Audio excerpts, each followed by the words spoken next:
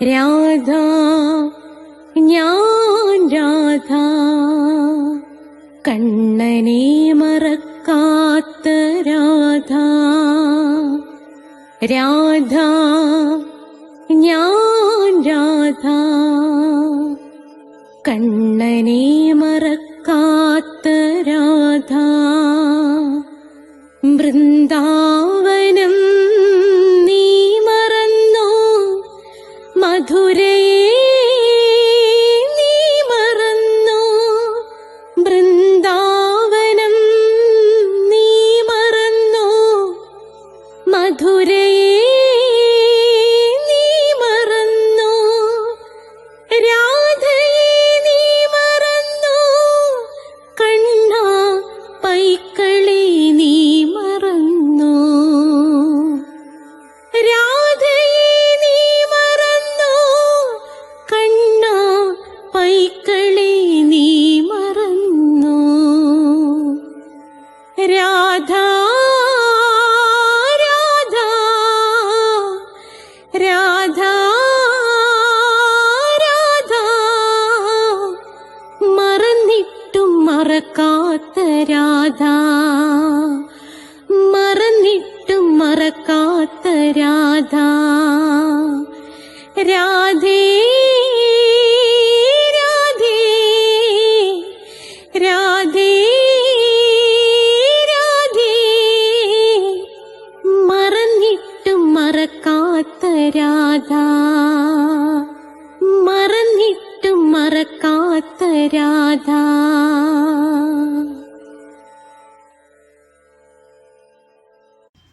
രാധേ രാധേ ഓ രാധേ രാധേ, രാധേ രാധേ ഓ രാധേ രാധേ, രാധേ രാധേ ഓ രാധേ രാധേ, രാധേ രാധേ ഓ രാധേ രാധേ, രാധേ രാധേ ഓ രാധേ രാധേ, രാധേ രാധേ ഓ രാധേ രാധേ. രാധേ രാധേ എന്ന ചാനലിലേക്ക് എല്ലാ പ്രിയപ്പെട്ട പ്രേക്ഷകർക്കും സ്വാഗതം. ഇന്ന് നാരായണീയത്തിൻ്റെ ക്ലാസ്സാണ്. 6ാമത്തെ ദശകമാണ്, 6ാമത്തെ ശ്ലോകമാണ്, 61ാമത്തെ എപ്പിസോഡാണ്. ഇതിനു മുമ്പുള്ള എപ്പിസോഡുകൾ കേൾക്കണമെന്നുള്ളവർ പ്ലേലിസ്റ്റ് എടുത്താൽ മതി. പ്ലേലിസ്റ്റിനകത്ത് നമ്മൾ നാരായണീയം കൊടുത്തിട്ടുണ്ട്. അതായത് എല്ലാ തിങ്കളാഴ്ചയും 12 മണിക്ക് സബ്സ്ക്രൈബ് ചെയ്യുന്നവർക്ക് കൃത്യമായി നാരായണീയം കിട്ടിയിരിക്കും. എല്ലാ ചൊവ്വാഴ്ചയും 12 മണിക്ക് കൃഷ്ണന്റെ കാമുകിയായ രാധാറാണിയുടെ ജീവിത കഥ, ജനനം മുതൽ മരണം വരെ നിരവധി റിസർച്ചുകൾ നടത്തി നമ്മൾ അവതരിപ്പിക്കുകയാണ്. അത് രാധയുടെ പ്രണയം എന്ന പേരിൽ എല്ലാ ചൊവ്വാഴ്ചയും കിട്ടും. എല്ലാ ബുധനാഴ്ചയും നിങ്ങൾക്ക് മരണത്തിൻ്റെ രഹസ്യം വെളിപ്പെടുത്തുന്ന ആധികാരികമായ പുസ്തകം ഈ പ്രപഞ്ചത്തിൽ ഒരെണ്ണം മാത്രമേ ഉള്ളൂ. അത് കഠോപനിഷത്താണ്. ഉപനിഷത്തിൻ്റെ ക്ലാസ് നമ്മൾ ആരംഭിച്ചിരിക്കുകയാണ്. കഠോപനിഷത്ത് കഴിഞ്ഞ ബുധനാഴ്ച തൊട്ട് നമ്മൾ തുടങ്ങിക്കഴിഞ്ഞിരിക്കുന്നു. അതായത് ഓഗസ്റ്റ് മാസം 6-ാം തീയതിയാണെന്ന് തോന്നുന്നു, 5-ഓ 6-ഓ അന്ന് നമ്മൾ സ്റ്റാർട്ട് ചെയ്തു. അത് പ്ലേലിസ്റ്റിനകത്ത് ഇതിനു മുമ്പുള്ളത് കൊടുത്തിട്ടുണ്ട്. എല്ലാ വ്യാഴാഴ്ചയും അഷ്ടപതി 100 എപ്പിസോഡുകൾ പിന്നിട്ട് മുന്നേറുകയാണ്. അഷ്ടപതി നിശ്ചയമായും കാണണം. അഷ്ടപതി കേട്ട് കഴിഞ്ഞാൽ ഭഗവാൻ ശ്രീകൃഷ്ണൻ്റെയും രാധാറാണിയുടെയും അനുഗ്രഹം ഒന്നിച്ചു കിട്ടും. അപ്പോൾ കൃഷ്ണൻ്റെയും രാധയുടെയും അനുഗ്രഹം ഒന്നിച്ചു കിട്ടാൻ ഏറ്റവും എളുപ്പമുള്ള മാർഗമാണ് ഏതെന്ന് പറയുന്നത് സാക്ഷാൽ അഷ്ടപതി കേൾക്കുക. മോക്ഷം വേണ്ടവർക്ക് വേണ്ടിയാണ് എല്ലാ വെള്ളിയാഴ്ചയും ധർമ്മപദത്തിൻ്റെ ക്ലാസ് ആരംഭിച്ചിരിക്കുന്നത്. ഇത് കൂടാതെ പ്ലേലിസ്റ്റിൽ നിങ്ങൾക്ക് അഷ്ടാവക്ര ഗീതയുണ്ട്. നിശ്ചയമായിട്ടും അത് കാണണം, അഷ്ടാവക്ര ഗീത. പിന്നെ നിങ്ങൾക്ക് ജ്യോതിഷമുണ്ട്. ഓരോ മാസത്തിൽ ജനിച്ചവരുടെ ഫലം, നക്ഷത്രത്തിൽ ജനിച്ചവരുടെ ഫലം, ജ്യോതിഷപരമായി നിങ്ങൾക്ക് എന്ത് സംശയം ഉണ്ടെങ്കിലും എന്നെ വിളിച്ചാൽ മതി. ഡിസ്ക്രിപ്ഷൻ ബോക്സിൽ എൻ്റെ നമ്പറുണ്ട്. 9645333999 എന്നതാണ് എൻ്റെ നമ്പർ. നിങ്ങൾക്ക് തികച്ചും സൗജന്യമായിരിക്കും. ഇംഗ്ലീഷ് സംസാരിക്കാൻ ആഗ്രഹിക്കുന്നവർക്ക് സ്പോക്കൺ ഇംഗ്ലീഷിൻ്റെ ക്ലാസ് ഉണ്ട്. അതുകൂടാതെ എൻ്റെ അടുത്ത് ചേർന്ന് പഠിക്കണമെന്നുള്ളവർക്ക് ഞാൻ കൊല്ലത്താണ്. ഇവിടുന്ന് കണ്ണൂർ, കാസർഗോഡ്, എറണാകുളം, കോട്ടയത്ത് നിന്നൊക്കെ ആളുകൾ വരികയും സ്റ്റേ ചെയ്ത് പഠിക്കുകയും ചെയ്യുന്നു. ആൺകുട്ടികൾക്കും പെൺകുട്ടികൾക്കും പ്രത്യേക ഹോസ്റ്റൽ സൗകര്യങ്ങളെല്ലാം ഉണ്ട്. അപ്പോൾ നിങ്ങൾക്ക് ഇവിടെ വന്ന് പഠിക്കാവുന്നതാണ്. പിന്നെ അതേ കണക്ക് തന്നെ നമ്മൾ പ്രധാനമായും ഹിന്ദുക്കൾ അറിയേണ്ടവ, അത് എപ്പിസോഡ് നിങ്ങൾ കൃത്യമായി ഒരു ഹിന്ദു നിങ്ങൾ കേട്ടിരിക്കണം. അതേ കണക്ക് നമ്മൾ സന്ദർശിക്കേണ്ട ക്ഷേത്രങ്ങളെക്കുറിച്ച് ഒക്കെ ഞാൻ പ്ലേലിസ്റ്റിൽ കൊടുത്തിട്ടുണ്ട്, അതൊക്കെ നോക്കുക. അപ്പം നമുക്ക് നമ്മുടെ നാരായണീയം ആരംഭിക്കാം. ഓം മഹാഗണപതയേ നമഃ. ഓം നമോ നാരായണായ. ഓം ശ്രീ രാധാകൃഷ്ണായ നമഃ. ഓം രാധായേ സ്വാഹ. രാധേ രാധേ, ഓ രാധേ രാധേ, രാധേ രാധേ, ഓ രാധേ രാധേ, രാധേ രാധേ, ഓ രാധേ രാധേ, രാധേ രാധേ, ഓ രാധേ രാധേ, രാധേ രാധേ, ഓ രാധേ രാധേ, രാധേ രാധേ, ഓ രാധേ രാധേ. ബർസാനെ വാലി രാധാ റാണി കി ജയ്. എൻ്റെ മാതാവ് രാധാ റാണി കി ജയ്. എനിക്ക് സർവ്വ ഐശ്വര്യങ്ങളും വാരിക്കോരി തരുന്ന എൻ്റെ പൊന്നു രാധാ റാണി അമ്മ കി ജയ്. എനിക്ക് രോഗങ്ങൾ വരാതെ കാത്തുരക്ഷിക്കുന്ന എൻ്റെ പൊന്നു രാധാ റാണി അമ്മ കി ജയ്. എന്നെ സർവ്വ പാപങ്ങളിൽ നിന്നും മോചിപ്പിച്ചു തരുന്ന എൻ്റെ പൊന്നു രാധാ റാണി അമ്മ കി ജയ്. അപ്പോൾ നമ്മൾ നാരായണീയം ആരംഭിക്കാൻ പോവുകയാണ്. അപ്പോൾ നിങ്ങൾ കേട്ടുകൊള്ളുക. അതിനു മുമ്പ് നമ്മൾ കഠിന കൃഷ്ണഭക്തനായ ഞാൻ എങ്ങനെ രാധാഭക്തനായി, അത് നിങ്ങൾ നിശ്ചയമായും കേട്ടിരിക്കണം. അതിൻ്റെ ലിങ്ക് ഞാൻ ഡിസ്ക്രിപ്ഷൻ ബോക്സിൽ കൊടുത്തേക്കാം. ഇൻ കേസ് വിട്ടുപോയാൽ എന്നെ വിളിച്ചാൽ നിങ്ങൾക്ക് ഞാൻ അയച്ചു തരുന്നതാണ്. രാധികാ കവചം 2 ഉണ്ട്.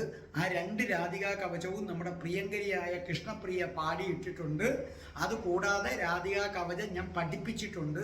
പ്ലേലിസ്റ്റ് എടുത്താൽ രാധികാ കവചം എന്ന ഹെഡിങ്ങിൽ നിങ്ങൾക്കത് കിട്ടുന്നതാണ്. അപ്പോൾ നിശ്ചയമായിട്ട് നിങ്ങളത് കേൾക്കണം. പിന്നെ രാധാ സഹസ്രനാമം, രാധാ സഹസ്രനാമം, യഥാർത്ഥ സഹസ്രനാമം അത് എങ്ങനെ ചൊല്ലണം വളരെ വിശദമായിട്ട് തന്നെ ഞാനത് ഇട്ടിട്ടുണ്ട്. അപ്പം നിങ്ങളത് കേൾക്കുക. അപ്പം നമുക്ക് നാരായണീയത്തിലേക്ക് കിടക്കാം. 6ാമത്തെ ദശകമാണ്, ശ്ലോകം 6 ഇന്നത്തെ ശ്ലോകം നമുക്ക് പാടിത്തരുന്നത് നിങ്ങളുടെ പ്രിയങ്കരിയായി മാറിക്കഴിഞ്ഞാൽ കൃഷ്ണശ്രീ. കൃഷ്ണശ്രീയാണ്. ഇനി ഞാൻ കൃഷ്ണശ്രീയെ കുറിച്ച് എന്ത് പറയാനാണ് അല്ലേ? കൃഷ്ണശ്രീ ഞാൻ എന്താ പറയേണ്ടത് ഇനിയും? കൃഷ്ണശ്രീയെ കുറിച്ച് എല്ലാവർക്കും ഇപ്പോൾ അറിയാം ഇല്ലേ?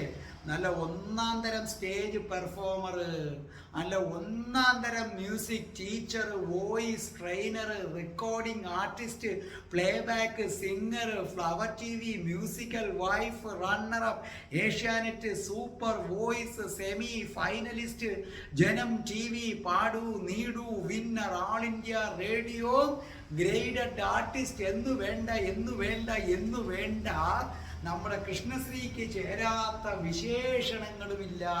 ഓർമ്മിക്കുക, നമ്മുടെ കൃഷ്ണശ്രീ ബഹുമിടുക്കിയായ ഓൺലൈൻ ടീച്ചറാണ്. ഓൺലൈനിലൂടെ പാട്ട് പഠിപ്പിക്കും. കൃഷ്ണശ്രീയുടെ അടുത്ത് America, Canada, Gulf, even England, Italy അവിടുന്നൊക്കെ കുട്ടികൾ ഓൺലൈനിലൂടെ ചേർന്ന് പഠിക്കുന്നുണ്ട്. ബഹുമിടുക്കിയാണ് പഠിപ്പിക്കാനായിട്ട്, ബഹുമിടുക്കിയാണ്. നമ്മുടെ രാധേ രാധേ ചാനൽ കാണുന്നവരെ കഠിന രാധാഭക്തയായിട്ടുള്ള നമ്മളുടെ കൃഷ്ണശ്രീയുടെ അടുത്ത് നിങ്ങൾ പഠിക്കാനയക്കുക. നമ്മളെപ്പോഴും രാധാഭക്തരെ എന്തിനും നമ്മൾ തിരഞ്ഞെടുക്കുക. കാരണം രാധാഭക്തർ എപ്പോഴും വളരെ സിൻസിയറായിരിക്കും, കഠിന സിൻസിയറായിരിക്കും. അപ്പോൾ നമ്മുടെ കൃഷ്ണശ്രീ കഠിന രാധാഭക്തയാണ്. അപ്പം നമ്മുടെ ഏത് കാര്യങ്ങളും നമ്മുടെ രാധാഭക്തരുമായി ബന്ധപ്പെട്ട് ചെയ്യുന്നത് വളരെ നന്നായിരിക്കും. റിയാലിറ്റി ഷോയ്ക്കൊക്കെ കുട്ടികളെ വിടാൻ ആഗ്രഹിക്കുന്നവർക്ക് നിങ്ങൾക്ക് കൃഷ്ണശ്രീയെ പോലെ നല്ലൊരു ടീച്ചറെ വേറെ കിട്ടുകയില്ല. അപ്പം നിശ്ചയമായും നിങ്ങൾ കൃഷ്ണശ്രീയുടെ അടുത്ത് അയക്കുക. കാരണം കൃഷ്ണശ്രീക്ക് ഒരു ദൈവാധീനമുണ്ട്. ആ ദൈവീകത കൊണ്ട് നിങ്ങളുടെ, നമ്മൾ പറയത്തില്ലേ താൻ പാതി ദൈവം പാതി. അപ്പോൾ നിങ്ങളുടെ കുട്ടിയൊക്കെ അത് കിട്ടും. കിട്ടാൻ രാധാറാണി അനുഗ്രഹിക്കട്ടെ. കൃഷ്ണശ്രീ വലിയ വലിയ പാട്ടുകാരിയായിട്ട് വരട്ടെ. അപ്പം നമുക്കൊക്കെ പറയാം, ഞങ്ങൾക്കൊക്കെ അഭിമാനത്തോടു കൂടി പറയാം, ഞങ്ങളുടെ ചാനലിൽ നാരായണീയമൊക്കെ പാടി ഇട്ട് തന്ന ആളാണ് കൃഷ്ണശ്രീ എന്ന് പറയാം. അങ്ങനെ കൃഷ്ണശ്രീ ഒരു വലിയ പാട്ടുകാരിയായി മാറാൻ ഞാനും ഈ ചാനൽ കണ്ടുകൊണ്ടിരിക്കുന്നവരും എല്ലാം രാധാറാണിയോട് ഹൃദയത്തിൽ തട്ടി പ്രാർത്ഥിക്കുകയാണ്. കൃഷ്ണശ്രീ വലിയ പാട്ടുകാരിയായി മാറട്ടെ. അപ്പൊ നമ്മുടെ കൃഷ്ണശ്രീ അതിമനോഹരമായി പാടുന്നത് കേട്ടുകൊള്ളൂ. മായാവിലാസഹസിതം ശ്വസിതം സമീരോ ജിഹ്വാജലം വചനമീശ ശകുന്തപംക്തിഃ സിദ്ധാദയഃ സ്വരഗണാമുഖരന്ധ്രമഗ്നിർ ദേവാഭുജാഃ സ്തനയുഗം തവ ധർമ്മദേവഃ. അപ്പോൾ നമ്മുടെ കൃഷ്ണശ്രീ അത് അതിമനോഹരമായി പാടിത്തന്നത് നിങ്ങൾ കേട്ടല്ലോ. ഇനി ഞാൻ പഠിപ്പിച്ചു തരാം.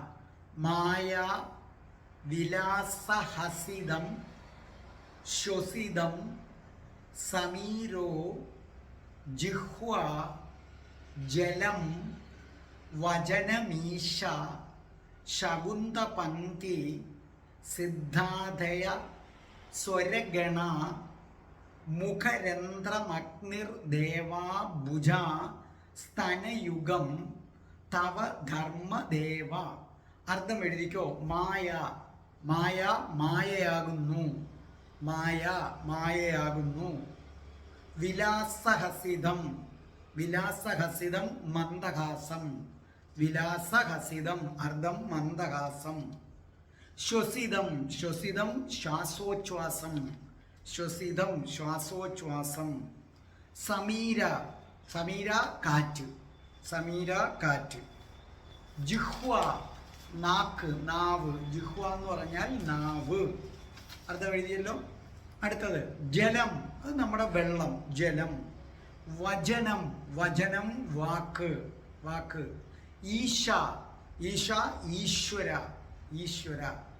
ശകുന്തപംക്തി പക്ഷിക്കൂട്ടം, ശകുന്തപംക്തി എന്ന് പറഞ്ഞാൽ പക്ഷികളുടെ കൂട്ടം. സിദ്ധാദയ, അത് ശരിക്കും പിരിച്ചെഴുതുമ്പം സിദ്ധ അധികം ആദയ. ഇവിടെ സിദ്ധാദയ സമവിട്ടിട്ട് സിദ്ധന്മാർ തുടങ്ങിയവരും, സിദ്ധന്മാർ തുടങ്ങിയവരും. ബ്രാക്കറ്റിൽ അത് ആരൊക്കെയാണെന്ന് എഴുതണം. ഈ തുടങ്ങിയവർ ആരൊക്കെയാണെന്ന് അറിയണ്ടേ നിങ്ങൾക്ക്? ബ്രാക്കറ്റ് ഇട്ടിട്ട് സിദ്ധൻ യക്ഷൻ കിന്നരൻ അങ്ങനെ എഴുതണം. സിദ്ധൻ യക്ഷൻ കിന്നരൻ. സ്വരഗണ, അത് സ്വരങ്ങള്, സ്വരഗണ സ്വരങ്ങൾ, സ്വരങ്ങളുടെ കൂട്ടം. മുഖരന്ധ്രം അർത്ഥം വായ്, മുഖരന്ധ്രം നമ്മുടെ വായി. ദേവ ദേവാഭുജ അർത്ഥം കൈകൾ ദേവന്മാരും, കൈകൾ എന്ന് വെച്ചാൽ ഭഗവാന്റെ കൈകൾ ദേവന്മാരാകുന്നു എന്നാണ് അർത്ഥം. കൈകൾ ദേവന്മാരും. സ്തനയുഗം അർത്ഥം രണ്ട് സ്തനങ്ങളും, മാറിടം, സ്തനം മാറിടം. സ്തനയുഗം യുഗം രണ്ട്, അപ്പൊ സ്തനയുഗം രണ്ട് മാറിടങ്ങളും. ധർമ്മദേവ ധർമ്മദേവനുമാകുന്നു, അർത്ഥം ധർമ്മദേവ ധർമ്മദേവനും ആകുന്നു. അപ്പൊ ഇതിന്റെ മൊത്തത്തിൽ അർത്ഥം പറഞ്ഞു തരാം. അല്ലയോ ഭഗവാനെ, അങ്ങയുടെ പുഞ്ചിരിയാണ് യഥാർത്ഥത്തിൽ മായ എന്ന് പറയുന്നത്.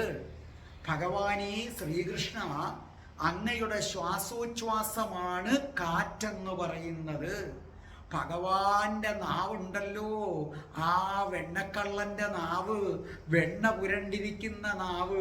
ആ നാവിൽ ഏറ്റവും കൂടുതൽ പുരണ്ടിരിക്കുന്നത് യശോദാമ്മ ഉണ്ടാക്കിയ വെണ്ണയല്ലേ, ഗോപികമാരുടെ വെണ്ണ മോഷ്ടിച്ച് കഴിച്ചതല്ലേ, ആ നാവ് നിറയെ വെണ്ണമയമല്ലേ. അപ്പം നമ്മുടെ കള്ളക്കണ്ണന്റെ നാവാണ് ജലം, ഈ ഭൂമിയിലെ ജലം. ഭഗവാന്റെ വാക്കുകളാണ് പക്ഷികളുടെ കൂട്ടം. ഭഗവാൻ ആലപിക്കുന്ന സ്വരങ്ങൾ ഏതെന്ന് ചോദിച്ചാൽ അതാണ് സിദ്ധനും യക്ഷനും കിന്നരനും. പിന്നെ അഗ്നി എന്ന് പറയുന്നത് ഭഗവാന്റെ വായ, ഭഗവാന്റെ വായാണ് ഈ ഭൂമിയിൽ അഗ്നിയായി തീർന്നിരിക്കുന്നത്. ഭഗവാന്റെ കൈകളാണ് ദേവന്മാരായി മാറിയിരിക്കുന്നത്. ഭഗവാന്റെ രണ്ട് മാറിടങ്ങളാണ് ധർമ്മദേവൻ എന്നറിയപ്പെടുന്നത്. അപ്പൊ ഈ ശ്ലോകത്തിന്റെ മൊത്തം അർത്ഥം പിടികിട്ടിയല്ലോ. കൃഷ്ണ ഗുരുവായൂരപ്പ, അങ്ങയുടെ മന്ദഹാസം അഥവാ പുഞ്ചിരിയാണ് മായ. ഭഗവാനെ അങ്ങ് ശ്വസിക്കുമ്പോഴാണ് കാറ്റ്. ഭഗവാനെ അങ്ങയുടെ നാവാണ് ജലം, ആ നാവില്ലെങ്കിൽ പിന്നെ ജലമില്ല. ഭഗവാൻ ഉച്ചരിക്കുന്ന വാക്കുകളാണ് പക്ഷികളുടെ കൂട്ടം. മനസ്സിലല്ലേ? അപ്പൊ അത് ആലോചിക്കുക, ഭഗവാൻ ഉച്ചരിക്കുന്ന വാക്കുകളാണ് പക്ഷികൾ. ആ പക്ഷിയെയാണ് നമ്മൾ കൊന്നടിക്കുന്നതെന്ന് ആലോചിച്ച് നോക്കിക്കൊള്ളണം. എന്നിട്ട് നമ്മൾ പറയും കൊന്നാ പാവം തിന്നാ തീരുമെന്ന്. ഭഗവാൻ ആലപിക്കുന്ന സ്വരങ്ങളാണ് സിദ്ധനും യക്ഷനും കിന്നരനും ഒക്കെ പറയുന്നത്. അഗ്നിയാണ് ഭഗവാന്റെ വായ്. ഭഗവാന്റെ വായ് എന്ന് പറഞ്ഞാൽ അഗ്നിയാണ്. ഭഗവാന്റെ കൈകൾ ദേവന്മാരാണ്. ഭഗവാന്റെ സ്തനങ്ങൾ എന്ന് പറയുന്നത് ആരാകുന്നു? സാക്ഷാൽ ധർമ്മദേവനാകുന്നു. ഇനി ഞാൻ ഓരോ വരിയും നിങ്ങൾക്ക് പ്രത്യേകം പറഞ്ഞു തരാം. ഇനി നമുക്ക് ഒന്നാമത്തെ വരിയിലേക്ക് കടക്കാം. എന്താണ് ഒന്നാമത്തെ വരി? മായ വിലാസഹസിതം ശ്വസിതം സമീരോ. മായ, മായ എന്ന് പറഞ്ഞ അർത്ഥം എന്താണ്? മായയാകുന്നു. വിലാസഹസിതം, വിലാസഹസിതം പുഞ്ചിരി, മന്ദഹാസം. ശ്വസിതം ശ്വാസോച്ഛ്വാസം. സമീര കാറ്റ്. ഭഗവാന്റെ പുഞ്ചിരിയാണ് മായ. ശ്വാസം എന്നത് കാറ്റാണ്. അപ്പം ഭഗവാന്റെ പുഞ്ചിരിയാണ് മായ എന്ന് വിളിക്കുന്നത്. ഇത് വളരെ പരിശോധിക്കേണ്ട ഒരു കാര്യമാണ്. നമുക്കൊക്കെ സുപരിചിതമായ ഒരു വാക്കാണ് മായ. നമ്മൾ എപ്പോഴും കേൾക്കുന്ന ഒരു വാക്കാണ്. സന്യാസിമാർ ഇരുട്ടവളൊക്കെ പറയുന്നത് കാണാം, മായയാണ് മായയാണ് മായയാണ്. സത്യത്തിൽ എന്താണ് ഈ മായ എന്ന് നിങ്ങൾ ചിന്തിച്ചിട്ടുണ്ടോ? നിങ്ങളിൽ ആർക്കെങ്കിലും അറിയാമോ പൂർണ്ണമായിട്ടും എന്താണ് മായ? ശ്രദ്ധിച്ചു കേട്ടോളണം. ഈ മായയാണ് പ്രപഞ്ചത്തിലെ സകല ദുഃഖങ്ങൾക്കും സകല ആനന്ദത്തിനും കാരണം. നമുക്ക് ഈ പ്രപഞ്ചത്തിലെ എല്ലാ ജീവികൾക്കും ചില സമയത്ത് ഭയങ്കര ആനന്ദമുണ്ടാകും, ചില സമയത്ത് ഭയങ്കര ദുഃഖമുണ്ടാകും. മനസ്സിലാക്കുക, ഈ ആനന്ദവും കൃത്രിമമാണ്, ദുഃഖവും കൃത്രിമമാണ്. കൃത്രിമമായിട്ടുള്ളത് ആയതുകൊണ്ടാണ് അത് കുറച്ചു കഴിഞ്ഞ് നശിച്ചു പോകുന്നത്. അപ്പം നമുക്കുണ്ടാകുന്ന ആനന്ദം, ദുഃഖം, ഈ രണ്ട് അനുഭൂതിയുടെയും കാരണം മായയാണ്. അപ്പോഴും നിങ്ങളൊരു ചോദ്യം ചോദിക്കും, അതേ സാറേ എന്താണ് ഈ മായ? മായ എന്ന് പറഞ്ഞാൽ എന്താണെന്ന് ഞാൻ നിങ്ങൾക്ക് പറഞ്ഞു തരാം. മായ എന്ന് പറഞ്ഞാൽ സത്യമല്ലാത്ത കാര്യങ്ങൾ സത്യമാണെന്ന് തോന്നിപ്പിക്കുന്നതാണ് മായ. സത്യമല്ലാത്ത കാര്യങ്ങൾ സത്യമാണെന്ന് തോന്നിപ്പിക്കുന്നതാണ് മായ. ഒന്നും കൂടെ തിരിച്ചിട്ട് പറഞ്ഞാൽ, കള്ളത്തരം നിറഞ്ഞ കാര്യങ്ങൾ കാണുമ്പോൾ അതാണ് സത്യമെന്ന് നമുക്ക് തോന്നും. യഥാർത്ഥത്തിൽ അത് അസത്യമാണ്. അപ്പൊ കള്ളത്തരം നിറഞ്ഞ കാര്യങ്ങൾ കാണുമ്പോൾ അതാണ് നമുക്ക് സത്യമെന്ന് തോന്നും. ഇതാണ് മായ. നിങ്ങൾക്ക് പെട്ടെന്ന് മനസ്സിലാകാൻ, പുറമേ നിന്ന് നല്ല മനുഷ്യനെന്ന് തോന്നും, പക്ഷേ മഹാദുഷ്ടൻ. അതേസമയം പുറമെ നിന്ന് ദുഷ്ടൻ എന്ന് തോന്നും, നല്ല മനുഷ്യൻ. ഇതാണ് മായ എന്ന് പറയുന്നത്. അപ്പൊ മായ എന്ന് പറഞ്ഞാൽ നമുക്ക് സത്യമല്ലാത്ത കാര്യങ്ങളെ സത്യമെന്ന് തോന്നും, കള്ളത്തരം നിറഞ്ഞ കാര്യങ്ങളെ നമുക്ക് സത്യമാണെന്ന്, അതായത് സത്യമുള്ള കാര്യങ്ങളെ കള്ളത്തരം എന്ന് തോന്നും, കള്ളത്തരം നിറഞ്ഞ കാര്യങ്ങളെ സത്യമാണെന്ന് തോന്നും. അതായത് സത്യത്തെ മൂടി വെക്കുന്ന ഒരു ഷീറ്റാണ് ആരെന്ന് പറയുന്നത്? ഈ സത്യത്തെ മൂടി വെക്കുന്ന ഷീറ്റാണ് ശരിക്കും മായ. ഇപ്പം നമ്മൾ കുട്ടികളെ ഷീറ്റിട്ടങ്ങ് പുതപ്പിക്കുന്നു. ഒരാൾ നോക്കുമ്പോൾ അവിടെ ഷീറ്റാണ്. ഇപ്പം എൻ്റെയൊക്കെ കുട്ടിക്കാലത്ത് എൻ്റെ കൂട്ടുകാർ പറയുന്നത് കേൾക്കാം. അവർ വീടിനടുത്തൊക്കെ ഉത്സവം നടക്കുമ്പോൾ രാത്രി പരിപാടികളുണ്ട്, അത് കേൾക്കാൻ വേണ്ടി അവരെന്ത് ചെയ്യുമെന്നറിയാമോ? കട്ടിലിൽ തലയണ അടുക്കിനിട്ട് വെക്കും. അടുക്കിന് വെച്ചിട്ട് അതിൻ്റെ പുറത്തൂടെ ഒരു ഷീറ്റ് ഇട്ട് വെച്ചേക്കും. അപ്പോൾ ഒരാൾ നോക്കിയാൽ കുട്ടികൾ ഉറങ്ങുന്നെന്ന് കരുതും. എന്നിട്ട് ഇവന്മാരെല്ലാവരും കൂടെ ഉത്സവത്തിന് പരിപാടി കാണാൻ പോകും. അപ്പോൾ സ്വാഭാവികമായിട്ടും അവരുടെ അച്ഛനോ അമ്മയോ വന്ന് ആ മുറിയിലേക്കൊന്ന് നോക്കുമ്പോൾ അവർ നോക്കുമ്പോൾ ഷീറ്റ് ഇങ്ങനെ പുതച്ചു വെച്ചിരിക്കുകയാണ്. അപ്പോൾ ശരിക്കും അവർ വിചാരിക്കും കുട്ടികൾ കിടക്കുകയാണെന്ന്. മനസ്സിലായ? അപ്പൊ കണ്ടില്ലേ, ആ കള്ളത്തരം കണ്ടപ്പം സത്യമാണെന്ന് തോന്നി. പക്ഷെ ആ ഷീറ്റ് അങ്ങ് മാറ്റിക്കഴിഞ്ഞാൽ അവിടെ തലയണ കാണും, സത്യം പിടികിട്ടും. ഇതുപോലെയാണ് മായ മാറിക്കഴിഞ്ഞാൽ അപ്പോൾ മാത്രമേ നമുക്ക് ഏത് കിട്ടത്തുള്ളൂ? സത്യം എന്താണെന്ന് തെളിഞ്ഞു കിട്ടത്തുള്ളൂ. അപ്പോൾ മായയെ അതിജീവിച്ചു കഴിഞ്ഞാൽ ആ നിമിഷം നിങ്ങൾക്ക് മോക്ഷം കിട്ടും. ഇനി മായ എന്താണെന്ന് വ്യക്തമാക്കാൻ വലിയ പാടാണ്. എങ്കിലും ഞാൻ ഒന്നും കൂടെ പറഞ്ഞു തരാം. നിങ്ങൾക്ക് തോന്നും, എൻ്റെ മകൻ കഴിഞ്ഞ ജന്മവും എൻ്റേതാണ്, ഈ ജന്മവും എൻ്റേതാണ്, വരും ജന്മവും എൻ്റേതാണ് എന്ന് തോന്നുന്നത് മായ. ഇനി കഴിഞ്ഞ ജന്മം എൻ്റെതല്ല, ഈ ഒരു ജന്മം മാത്രമേ മകൻ എൻ്റേതുള്ളൂ, ഇനി അടുത്ത ജന്മം വേറെ ആരെങ്കിലും വരും എന്ന് ചിന്തിച്ചാലും ഈ മോനെ എന്നും പറഞ്ഞ് മരിക്കാൻ കിടക്കും മായ. ഇതുപോലെ ഭാര്യ, ഈ ജന്മത്തെ ഭാര്യ എങ്ങോട്ട് കാണുമ്പോൾ കഴിഞ്ഞ ജന്മത്തിൽ ഇവൾ എൻ്റെ ഭാര്യയായിരുന്നു എന്നാണ് അന്വേഷണം. ഇതാണ് മായ. മനസ്സിലല്ലേ? കഴിഞ്ഞ ജന്മത്തൊരു ഭാര്യ, ഈ ജന്മത്തൊരു ഭാര്യ, അടുത്ത ജന്മത്ത് വേറെ ഭാര്യ. പക്ഷേ നമ്മൾ വിചാരിക്കും ഇതാണ് എൻ്റെ ഭാര്യ, ഇവരുമൊത്തുള്ള ജീവിതമാണ് ഏറ്റവും നല്ലത്. ഇതിനെയാണ് മായ എന്ന് പറയുന്നത്. അപ്പം നമ്മുടെ ചിന്ത ഇതാണ്, എൻ്റെ ഭർത്താവ് അല്ലെങ്കിൽ എൻ്റെ ഭാര്യ അല്ലെങ്കിൽ എൻ്റെ മക്കൾ, അയ്യോ ഇവരെ വിട്ട് ഞാൻ പോകുന്നത് എങ്ങനെ, ഇവരില്ലാതെ ഞാൻ എങ്ങനെ ജീവിക്കും, ഇവരാണ് എൻ്റെ സത്യം, ഇനി വരും ജന്മത്തും ഇവർ എന്ന് കരുതുന്നതാണ് മായ എന്ന് പറയുന്നത്. ഞാൻ ഒന്നും കൂടെ പറഞ്ഞു തരാം. അതുകൊണ്ടാണ് ബുദ്ധദേവന്റെ അമ്മയ്ക്ക് മായ എന്ന പേര്, മായാദേവി. ദേവേന്ദ്രന് ഒരു ശാപം കിട്ടി. ദേവേന്ദ്രൻ പന്നിയായി ജനിച്ചു. അപ്പൊ ചെളിക്കുണ്ടില് ഈ പന്നിയായ ദേവേന്ദ്രൻ മറ്റൊരു സ്ത്രീ പന്നിയെ കല്യാണം കഴിച്ചു. അതിനകത്ത് കുറെ പന്നിക്കുട്ടികളും ജനിച്ചിട്ട് ചെളിക്കകത്ത് കിടക്കുകയാണ്. പന്നിയുടെ ആഹാരം നമുക്കറിയാം, അമേദ്യം മലവുമാണ്. അപ്പം നമ്മുടെ നാരദ മഹർഷി അതുവഴി വന്നപ്പോൾ കാണാം ദേവേന്ദ്രൻ ശരിക്കും എവിടെ കിടക്കുകയാണ്, ചെളിക്കുണ്ടിനകത്ത് പന്നിക്കുട്ടികളുമായി കിടക്കുന്നു, മലം സ്വാദോടെ ഭക്ഷിക്കുന്നു. അപ്പോൾ നമ്മുടെ നാരദമുനിക്ക് സങ്കടമായി. നാരദമുനി പന്നിയായി കിടക്കുന്ന ദേവേന്ദ്രനെ വിളിച്ചിട്ട് പറഞ്ഞു, താങ്കൾ പന്നിയല്ല, താങ്കൾ ദേവേന്ദ്രനാണ്. സ്വർഗലോകത്ത് സിംഹാസനത്തിൽ ഉർവശി, മേനക, രംഭ ഇവരോടൊത്ത് ഇരിക്കേണ്ട ആളാണ്. ഒരു കാര്യം ചെയ്യൂ, ഞാൻ എൻ്റെ പുണ്യം പകുത്ത് തന്നിട്ട് അങ്ങയെ ഇതിൽ നിന്ന് മോചിപ്പിക്കാം. ഈ പന്നിക്കൂട്ടത്തിൽ നിന്ന് ഞാൻ അങ്ങയെ പുണ്യം തന്ന് ദേവേന്ദ്രനാക്കാം. അപ്പൊ പന്നിയായി കിടക്കുന്ന ദേവേന്ദ്രൻ പറയാണ്, നിങ്ങളാരാ എനിക്ക് ഇതിലും വലിയ സുഖം തരാമെന്നോ? കൊള്ളാം, ദേ എൻ്റെ ഭാര്യ, ഇത് ഈ കിടക്കുന്നത് എൻ്റെ മക്കളാണ്.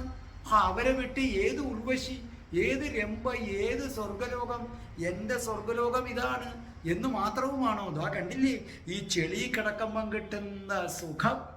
എന്നിട്ട് അമേദ്യം മരം, അതാണ് പന്നി ഭക്ഷിക്കുന്നത്. അത് കാണിച്ചിട്ട് പറയാം, ഇത്രയും സ്വാദുള്ളൊരു ഭക്ഷണം നിങ്ങളുടെ ദേവലോകത്ത് കിട്ടുമോ? അതായത് നാരദന്റെ കണ്ണ് തള്ളിപ്പോയി.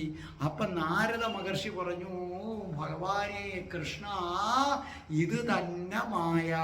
കണ്ടില്ലേ, ദേവേന്ദ്രൻ താൻ യഥാർത്ഥത്തിൽ ആരാണെന്നുള്ളത് മറക്കുകയും എന്നിട്ട് ഇവിടെ പന്നികളുടെ കൂടെ കിടക്കുകയും ചെയ്യുന്നു മായ. അതുപോലെ നിങ്ങൾ ഓരോരുത്തരും നിങ്ങൾ ആരാണെന്നുള്ളത് മറക്കുകയും പകരം ഇപ്പം കിട്ടിയ ഭാര്യ, ഇപ്പം കിട്ടിയ ഭർത്താവ്, ഇപ്പം കിട്ടിയ വീട്, അതിനകത്ത് മുഴുകിക്കിടക്കുകയും ചെയ്യുന്നതാണ് മായ. അപ്പൊ ശരിക്കും പറഞ്ഞാൽ മായ എന്ന് പറയുന്നത് ഇല്ലാത്തതെന്നല്ല, അത് ആചാര്യന്മാർ തെറ്റിച്ചു പറയുന്നതാണ്. പല ആചാര്യന്മാരും പറയും മായ എന്നത് ഇല്ലാത്തതാണ്, അതുകൊണ്ട് ഈ ലോകം ഇല്ലാത്തതാണെന്ന് പറയും. ശുദ്ധ വിട്ടിത്തരം.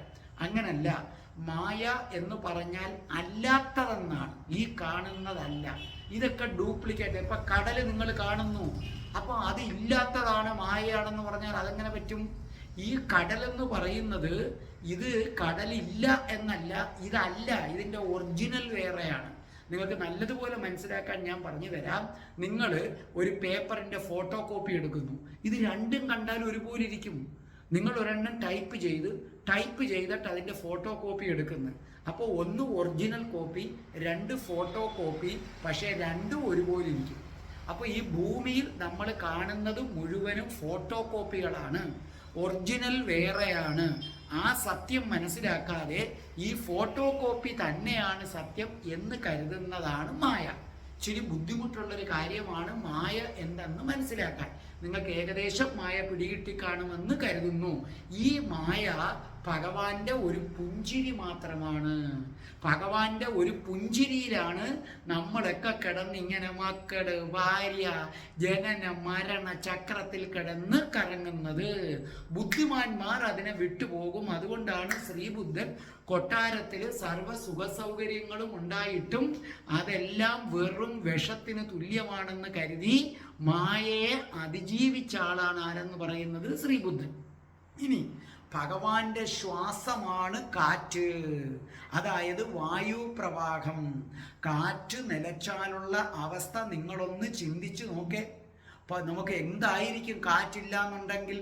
രാത്രി ഉറങ്ങാൻ നമ്മൾ ഫാൻ ഇടുന്നത് പോലും ഏതാണ്? കാറ്റ് കിട്ടാനാണ്. അതിൻ്റെ പങ്ക വീശുമ്പോൾ ഏതുണ്ടാകുന്നു? കാറ്റ്. ആ കാറ്റ് കിട്ടുന്നില്ലെങ്കിൽ നിങ്ങൾ രാത്രി എങ്ങനെ കിടന്നുറങ്ങും കൊടും ചൂടത്ത്? അപ്പോൾ ഈ കാറ്റാണ് പരാഗണത്തിന് പോലും സഹായിക്കുന്നത്. അപ്പോൾ ഈ കാറ്റിന് രണ്ട് ഭാവമുണ്ട്. അത് ഇളം കാറ്റായി തഴുകി ഉണർത്തും, അതേസമയം തെറ്റുകൾ വർദ്ധിച്ചാൽ കൊടും കാറ്റായിട്ട് എല്ലാം കടപുഴക്കാനും സാധിക്കും. ഭഗവാൻ ശാന്തമായി ശ്വസിക്കുന്നതാണ് ഇളം കാറ്റ്. ഭഗവാൻ ഇവിടുത്തെ അധർമ്മം പെരുകി വരുമ്പോൾ വല്ലാതെ കോപിച്ച് ശ്വസിക്കുന്നതാണ് ആരെന്ന് പറയുന്നത്? കൊടുങ്കാറ്റ്.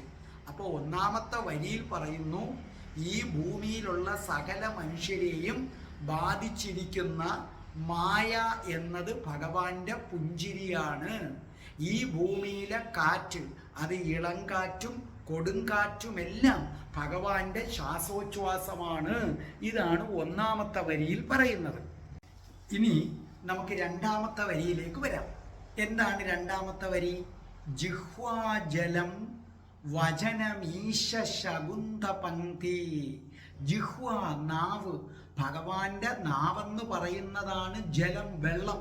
ഈ ഭൂമിയിൽ കാണുന്ന വെള്ളം. വചനം, വാക്ക്. ഭഗവാന്റെ വാക്കെന്ന് പറയുന്നത് ഈശ, ഈശ്വര. ശകുന്ത പങ്ക്തി, പക്ഷികളുടെ കൂട്ടമാണ്. അപ്പൊ രണ്ടാമത്തെ വരി പറയുന്നത് ഭഗവാന്റെ നാവാണ് ജലം, ഭഗവാന്റെ വാക്കുകളാണ് പക്ഷി. നമുക്കറിയാം, നമ്മൾക്ക് കൃഷ്ണഭക്തരെ സംബന്ധിച്ചിടത്തോളം കൃഷ്ണഭക്തർക്ക് വളരെ പ്രിയപ്പെട്ട ഒന്നാണ് നാവ് ഭഗവാന്റെ. കാരണം എന്തുകൊണ്ട്? വെണ്ണമയമാണ്. യശോദാമ്മ ഉരുട്ടിക്കൊടുത്ത വെണ്ണ, ഗോപസ്ത്രീകളുടെ അടുത്ത് നിന്ന് കലമുടച്ച് കട്ട് കഴിച്ച വെണ്ണ, വെണ്ണക്കള്ള, വെണ്ണക്കണ്ണ എന്നല്ലേ നമ്മൾ വിളിക്കുന്നത്. ഈ നാവാണ് ഭൂമിയിലെ ജലം എന്ന് പറയുന്നത്. അപ്പൊ ഭഗവാന്റെ നാവ് കൃഷ്ണഭക്തർക്ക് എന്തു പ്രിയപ്പെട്ടതാണ്. അതിൻ്റെ പ്രാധാന്യം തന്നെയാണ് ജലത്തിനും. ഓർമ്മിക്കുക, ഹിന്ദുക്കളെ സംബന്ധിച്ചിടത്തോളം ജലത്തിന് അമിത പ്രാധാന്യമാണ് കൊടുക്കുന്നത്. കാരണം അത് ഭഗവാന്റെ നാവല്ലേ. ഹിന്ദുക്കൾക്ക് ജലം ഒഴിച്ചുകൂടാൻ പറ്റാത്ത ഒന്നാണ്. ലോകത്ത് ഏത് ജീവജാലത്തിനും ജലം വേണം. ഞാൻ പറഞ്ഞ മതപരമായ കർമ്മത്തിന്റെ കാര്യമാണ് ഞാൻ ഉദ്ദേശിക്കുന്നത്. ജലം ഹിന്ദുവിനെ സംബന്ധിച്ചിടത്തോളം പരമ പവിത്രമാണ്. നമ്മൾ ഒരു നദിയെ കണ്ട, ഇപ്പൊ സരയൂ നദിയിൽ ചെന്നാൽ നമ്മൾ കൈകൂപ്പും, മനസ്സിലായില്ലേ? പിന്നെ യമുനയുടെ അടുത്ത് ചെന്നാൽ കൃഷ്ണഭക്തർ ഉടനെ കൈകൂപ്പും, രാധാകുണ്ടിൽ ചെന്നാൽ നമ്മൾ കൈകൂപ്പും, ഈ ജലത്തെ കാണുമ്പോൾ നമ്മൾ കൈകൂപ്പും. അങ്ങനെ കൈകൂപ്പുമ്പോൾ ശ്രദ്ധിച്ചു വെക്കുക, മറ്റുള്ളവർക്ക് അത് മനസ്സിലാകില്ല എന്തിനാണെന്ന്. ഈ ജലത്തിന് ജീവനുണ്ട്. ആ ജീവനെയാണ് നമ്മൾ കൈകൂപ്പുന്നത്. അതില്ലേ ജലത്തിന്റെ ഫോർമുല H2O ആണ്. അതുകൊണ്ടാണ് വെള്ളം ചൂടാക്കി കഴിക്കല്ലേ എന്ന് പറയുന്നത്. വെള്ളം ചൂടാക്കി കുടിക്കുമ്പോൾ അതിൽ നിന്നുള്ള ഓക്സിജൻ നഷ്ടപ്പെടുന്നു. പിന്നെ അത് ജലമല്ല, നിങ്ങൾ മരിച്ച ജലമാണ് കുടിക്കുന്നത്. അതിന് ഓക്സിജൻ ഉണ്ട്. ഇപ്പൊ എൻ്റെ ശരീരത്തിന് ജീവൻ ഉണ്ടെന്ന് പറയുന്നത് ഓക്സിജൻ ഉള്ളത് കൊണ്ടാണ്. ചാവാറായി കിടക്കുന്നവർക്ക് ഓക്സിജൻ അല്ലേ കൊടുക്കുന്നത്, അല്ലേ? അപ്പൊ അത് കൃത്യമായി നിങ്ങൾ ചിന്തിക്ക്. ജലത്തിന് ജീവനുണ്ട്, H2O ആണ് ശാസ്ത്രം പറയുന്ന ജലത്തിന്റെ ഇത്. ജലം ചൂടാക്കുമ്പോൾ ഓക്സിജൻ നഷ്ടപ്പെടും. അതുകൊണ്ട് നമ്മൾ ഇല്ല, ജലം ശുദ്ധീകരിക്കുന്ന മെഷീൻ ഉണ്ടല്ലോ, അത് വാങ്ങിച്ചാൽ മതി. ജലമൊക്കെ ശുദ്ധീകരിച്ച് റീസൈക്കിൾ. ഞാനെങ്ങനെയാണ്, ഞാൻ ചൂടാക്കി കുടിക്കത്തതേ ഇല്ല വെള്ളം. ഞാൻ വെള്ളം കൊണ്ടുവരും, അതിൻ്റെ ഒരെണ്ണം വാങ്ങിച്ചു വെച്ചിട്ടുണ്ട്. ഇപ്പോൾ ഒരുപാട് ഇതുണ്ടല്ലോ, ഈ വാട്ടർ പ്യൂരിഫയർ ഉണ്ടല്ലോ, അത് വാങ്ങിച്ചു വെക്കും. ആ വെള്ളം കുടിക്കുമ്പോഴാണ് അതിൻ്റെ സ്വാദെന്ന് പറയുന്നത്. അപ്പോൾ ജലത്തിന് ജീവനുണ്ട്. ആ ജീവനെയാണ് ആരാധിക്കുന്നത്. ജലത്തിൻ്റെ ആത്മാവാണ് ഓക്സിജൻ. വളരെ വ്യക്തമാക്കുക. ജലം ചൂടാകുമ്പോൾ നീരാവിയായി പുറത്തു പോകും. ആ നീരാവിയാണ് ആത്മാവ്. അത് അന്തരീക്ഷത്തിൽ ചെന്ന് തണുത്ത് ഘനീഭവിച്ച് വീണ്ടും മഴയായി ജലമായി തിരിച്ചു വരും. നമ്മൾ മരിക്കുന്നു, അത് കഴിഞ്ഞ് നമ്മൾ വീണ്ടും ജനിക്കുന്നു. അതുപോലെ തന്നെയാണ് ജലത്തിൻ്റെ കാര്യവും. അപ്പൊ ഹിന്ദുക്കള് നദിയുടെ മുന്നിൽ നിന്ന് കൈകൂപ്പുന്നത് നിങ്ങൾ കാണുന്ന വെള്ളത്തെ അല്ല, ആ വെള്ളത്തിനുള്ളിലെ ജീവനെ, ആ വെള്ളത്തിനുള്ളിലെ ആത്മാവിനെയാണ് പ്രാർത്ഥിക്കുന്നത്. അത്രയ്ക്ക് പവിത്രമാണ് ജലം. അത് ഞങ്ങളുടെ ഭഗവാന്റെ നാവാണേ. ഭഗവത്ഗീതയില് കൃഷ്ണൻ പറയുന്നു, കലശത്തിലെ ജലം ദിവ്യസത്തയാണ്. ഹിന്ദുക്കൾക്ക് ഇത്രയും പ്രാധാന്യം അവരുടെ മതപരമായ കർമ്മത്തിന് ജലത്തിനുള്ളതിൻ്റെ കാരണം, നമുക്ക് ജലം എല്ലാ മതക്കാർക്കും വേണം, ജലം ഇല്ലെങ്കിൽ എല്ലാ മതക്കാരും ചത്തുപോകും. പക്ഷെ മതപരമായ ചടങ്ങിന് ഭക്തന്റെ കൈ കഴുകുന്നത് ജലം കൊണ്ട്, ഗുരുവിന് പാദപൂജ ചെയ്യുന്നത് ജലം കൊണ്ട്, നമ്മൾ നാരീ പൂജ ചെയ്യുന്നത് പല ക്ഷേത്രങ്ങളിലുണ്ട്. നാരീ പൂജ നമ്മൾ ചെയ്യുന്നത് ജലം കൊണ്ട്. അമ്പലത്തിലൊക്കെ ഭഗവാന് ഭക്ഷിക്കേണ്ട വസ്തുക്കളെ ജലം തളിച്ചാണ് നമ്മൾ ശുദ്ധീകരിക്കുന്നത്. അപ്പൊ ജലം ഹിന്ദുവിന്റെ മതപരമായ ചടങ്ങിന് ഒഴിച്ചുകൂടാൻ പറ്റാത്തതാണ്. കാരണം അവന് ഗുരുവായൂരപ്പന്റെ നാവാണത്. ദീപാരാധന കഴിഞ്ഞു കഴിയുമ്പോൾ തീർത്ഥം തളിക്കത്തില്ലേ, ദൂരെ നിൽക്കുന്നവരുടെ അടുക്കലേക്കും തീർത്ഥം വീശിയെറിയും. ആ ജലം വന്ന് വീഴുമ്പോൾ നമുക്ക് എന്തൊരാശ്വാസമാണ്. കാരണം ഞങ്ങളുടെ പുറത്ത് വന്ന് വീഴുന്നത് ജലമല്ല, ഭഗവാന്റെ നാവിൻ്റെ ഒരംശമാണ്. രാധേ രാധേ പ്രേക്ഷകരെ, അമ്പലത്തില് ദീപാരാധന കഴിഞ്ഞ് ജലം തളിക്കുമ്പോൾ പരമാവധി ആ ജലം കിട്ടത്തക്കവണ്ണം ചേർന്ന് നിൽക്കണം.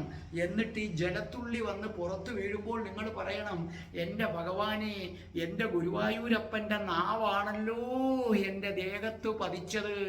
ആ സമയത്ത് നിങ്ങൾക്കൊരു വല്ലാത്ത അനുഭൂതി ഉറപ്പായിട്ടും ഉണ്ടാകും. അങ്ങനെ വേണം ആ തീർത്ഥത്തെ നിങ്ങൾ. ഭഗവാൻ തീർത്ഥം ഒഴിച്ചു തരുമ്പോഴും, അമ്പലത്തില് പൂജാരി തീർത്ഥം ഒഴിച്ചു തരുമ്പോഴും നിങ്ങൾ കരുതേണ്ടത് എൻ്റെ ഭഗവാന്റെ നാവാണ്. എൻ്റെ ഉണ്ണിക്കണ്ണൻ്റെ വെണ്ണ പുരണ്ട നാവിൽ നിന്ന് വന്ന വെള്ളം അത് മധുരമായി നമ്മൾ കുടിക്കുക. ആ വിചാരത്തിൽ കുടിക്കണം. നമ്മൾ പലപ്പോഴും അങ്ങനല്ല, പൂജാരി വെള്ളം ഒഴിച്ചു തരും, ചിരി അങ്ങോട്ട് കുടിക്കും, ചിരിതാണ്ട തലയുടെ മേടിലും തേക്കും. നിങ്ങൾക്കത് അങ്ങനല്ല. ഇത് ഈ അർത്ഥത്തിൽ വേണം നിങ്ങൾ ചെയ്യേണ്ടത്. അതേ കണക്ക് തന്നെ നിങ്ങൾ നോക്കുക, ഹിന്ദുവിൻ്റെ ഏത് ചടങ്ങിനും ജലം അത്യാവശ്യമാണ്. പരിശുദ്ധമായ ജലം കലശത്തിനുള്ളിലെ ജലമാണ്. നിങ്ങൾ കണ്ടിട്ടില്ലേ, 101 കുടത്തിലൊക്കെ വെള്ളം പൂജിച്ചു കൊണ്ടുവരും, അതിൻ്റെ പുറത്ത് മാവിലേക്ക് ഇട്ടേക്കും. അത് അങ്ങേയറ്റം പരിശുദ്ധമാണ്. യജ്ഞോപവീതം അല്ലെങ്കിൽ ജനു എന്ന് പറഞ്ഞൊരു ചടങ്ങുണ്ട്, അതിന് ജലം ഒഴിച്ചുകൂടാൻ പറ്റാത്തതാണ്. അതായത് യുവാക്കള് ഈ നദിക്കകത്ത് ഇറങ്ങി നിന്ന് തലമുണ്ഡനം ചെയ്യും. അതായത് നമ്മുടെ ശരീരത്തിലെയും മനസ്സിലെയും മാലിന്യങ്ങൾ വെള്ളത്തിലേക്ക് ഒഴുകിക്കളഞ്ഞിട്ട് ഭൗതിക ലോകത്തിൽ നിന്ന് വേർപിരിയുന്നു. ഭൗതിക സുഖങ്ങളിൽ നിന്ന് വേർപിരിഞ്ഞ് സന്യാസത്തിലേക്ക് പോകുന്ന അവസ്ഥയാണ്.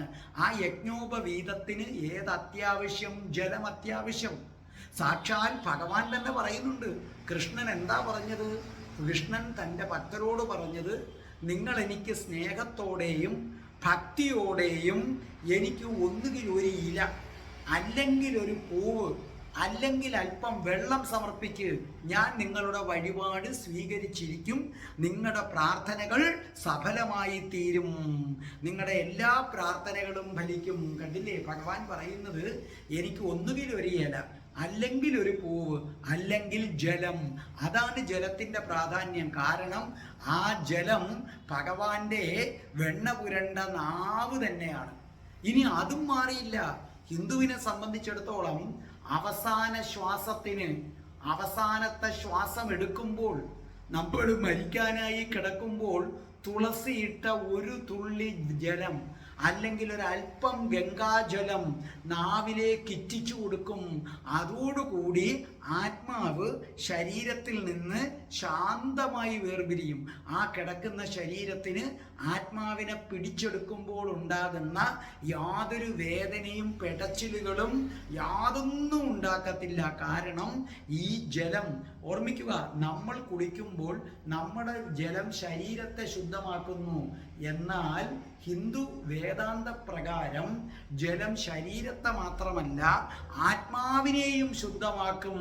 കാരണം ഭഗവാന്റെ നാവാണ്. ഭഗവാന്റെ നാവ് വെച്ച് നമ്മൾ ഒഴിയുകയാണ് ചെയ്യുന്നത്. അപ്പൊ അവസാന ശ്വാസം എടുക്കുമ്പോൾ ആ തുളസിയിട്ട ജലം അല്ലെങ്കിൽ ഗംഗാജലം ആത്മാവിന് മോക്ഷം കിട്ടും. ഞങ്ങള് ഹിന്ദുക്കള് ജലത്തെ മാതാവായിട്ടാണ് കാണുന്നത്. ഞങ്ങൾ അങ്ങനെ പറയുന്നത്. ഞങ്ങൾ ഹിന്ദുക്കളെന്ന് ഞാൻ എടുത്തു പറയുന്നതിന്റെ കാരണം മറ്റുള്ളവര് ജലത്തെ മാതാവായിട്ട് അങ്ങനെ കാണാറില്ല. നോക്കിക്കൊള്ളണം, ഗംഗ, യമുന, സരയു, ഭാരതപ്പുഴ ഇതൊക്കെ ഞങ്ങൾക്ക് മാതാവാണ്. നിങ്ങൾ നോർത്ത് ഇന്ത്യയിൽ ചെന്നേ ചെരുപ്പിട്ടുകൊണ്ട് സരയൂ നദിയിൽ ഇറങ്ങിയ ഒരുത്തൻ അട്ടി കൊടുക്കുന്നത് ഞാൻ കണ്ടതാണ്. ഞാൻ പോയപ്പോൾ, അതായത് എൻ്റെ അമ്മയ്ക്ക് ബലി ഇടുന്നതിന് വേണ്ടി ഞാൻ പോയായിരുന്നു. എൻ്റെ അമ്മയ്ക്ക് ബലി കൊടുക്കുന്നതിന് വേണ്ടി ഞാൻ കാശിക്ക് പോയി. അവിടുന്ന് ഞാൻ ഗയയിൽ പോയി, ത്രിവേണി സംഗമത്തിൽ പോയി, അത് കഴിഞ്ഞ് അയോധ്യയിലെത്തി, ആ സരയൂ നദിയിൽ ഞാൻ എത്തി. ആ സമയത്താണ് കേരളത്തിൽ നിന്നുള്ള ഒരുത്തൻ ചെരുപ്പ് ഇട്ടുകൊണ്ട് ഇറങ്ങുമ്പം അവിടുത്തെ കച്ചവടക്കാരൻ ഒരുത്തൻ പിടിച്ചങ്ങ് കൊടുത്തത്. കാരണം അമ്മയെ ചെരുപ്പിട്ട് ചവിട്ടുന്നോ നീ? അതാണ് ചോദ്യം. അമ്മയെ ചെരുപ്പിട്ട് ചവിട്ടുന്നു. ചെരുപ്പിട്ടുകൊണ്ട് ജലത്തിൽ ഇറങ്ങത്തില്ല. കാരണം ആരാണ്?